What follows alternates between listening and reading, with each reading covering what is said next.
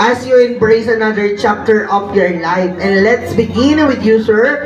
Ayan, tayo po kayo sa gitna po. Ayan, harapan po kayo. Alright, now groom, it's a matter of saying, I love you to your wife. So definitely, it is a symbolizes your sincerity of love for her. So kung gaano daw kalaki yung pagmamahal mo sa iyong napakagandang asawa, dapat daw po ganun din kalaki yung slice ng cake ang maaari mong i-share at isubo sa kanya. In 1, 2, 3, go! Ang laki naman pala ng pagmamahal ni Ricky. Alright, ayun. Tingnan ko nga. Alright. Palakpakan naman natin si Ricky. Ngayon, Ma'am Jean, handa ka na ba?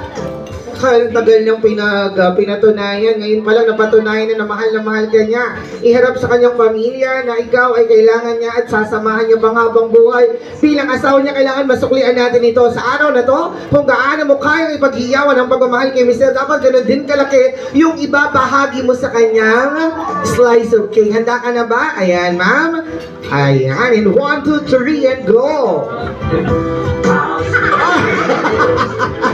Maraming salamat talaga naman. Nakahamakin ang lahat.